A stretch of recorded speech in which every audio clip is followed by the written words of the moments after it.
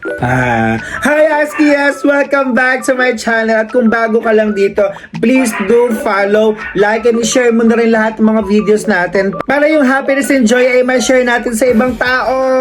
And for today's video, pag-uusapan natin kung ano na ba yung mga naging achievement ko bilang 9 years na ako sa public school. Ang isa sa feeling ko pinakamalaking achievements na so far na natanggap ko ay ang award giving body na ito. Yay!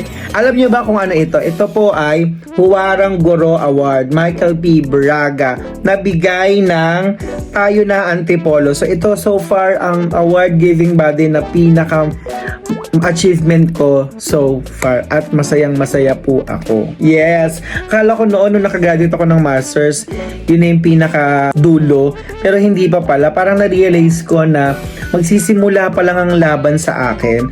At dalawa kami naglaban para manalo dito, si Ma'am Girlie Ruiz. It was a good fight. Grabe din kalaban si Ma'am Girlie. Matindi din kasi master's grad din yan at saka ang tataas ng MPS at ang exam niya ni Ma'am Girlie. Kaya syempre bilang ako bago lang ako Parang kung ikukumpara kay Ma'am Girlie, bata pa ako sa service. Kaya nung nanalo ko, grabe. Hindi lang to may kasama pa tong cash. At hindi lang yon, may kasama pang laptop, Acer na laptop. Grabe, kaya maraming salamat po sa pag-recognize po sa akin. Maraming salamat sa lahat na nagtiwala sa akin. Syempre, hindi ko naman magagawang manalo kung wala ding gabay ng mga co-teachers ko. Maraming salamat. Sobra talaga ang growth ko sa senior high school, San Juan National High School. Simula po nung nalipat ako dyan, ang dami ko pong natutunan. Siguro kung nagstay ako kay Mayamot, kasi hindi sa wala akong matututunan sa Mayamot.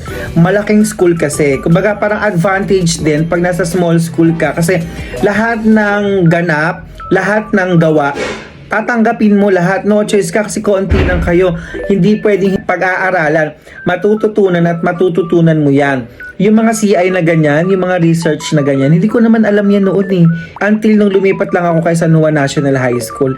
At dahil competitive yung mga kasamahan ko doon, nahawa lang din ako.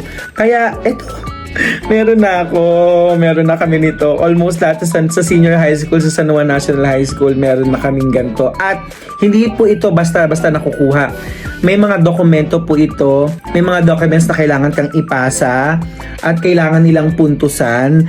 Depende doon sa mga ginagawa mo na. Doon, yung agony doon, yung waiting kung sino ang iaano sa graduation, kung sino yung nanalo. At syempre, sa school namin, laging dalawa. Junior high school at saka senior high school. So sa graduation po yun ina-announce. Na andito na rin po yun, na-i-post ko na po yun dito. Balikan nyo na lang po yung moment na yun. At sobrang saya nun. Alam ko, yung iba sa inyo, syempre, mga bitter na naman, alam ko na hindi ko ito madadala sa hukay. At kung sinasabi nyo na hindi ko to deserve, well, mali ka. Deserve ko to. Ay, meron pa pala akong idadagdag. Pag nanalo ka pala ng Huwarang Guro, meron ka ding scholarship grant. Ayun. Sorry, nakalimutan ko na kasi bago pa po ako manalo nito, scholar na rin po ako ni Mayors. Kaya, nung nanalo ko nito, sayang naman yung scholarship, so nag-enroll na lang po ako ng doctorate. Pero hindi lang dahil sa scholarship kasi I want to achieve more. Gusto ko pang tumaas kahit pa paano yung TF natin. Kahit na ako yung mga friends ko nagugulat din sa akin. Ako nagulat ako sa sarili ko na ngayon. Ang layo-layo ko na. Grabe, nagdo-doctorate na ako. Imagine na kahit ako hindi ko maisip na ang taong ayaw sa mga exam, nagdo-doctorate na ngayon. Not to brag, kahit ako si Brags, not to brag, pero sa mga kagaya kong takot at tamad, biruin mo, diba? Iba talaga ang plano ni Lord Iba pag si Lord ang nagplano. Nakaya ko, nagawa ko siya ngayon. So sana, hindi ako nagmamayabang at sana sa lahat ng mga makakapanood nito magsilbing inspirasyon po ito.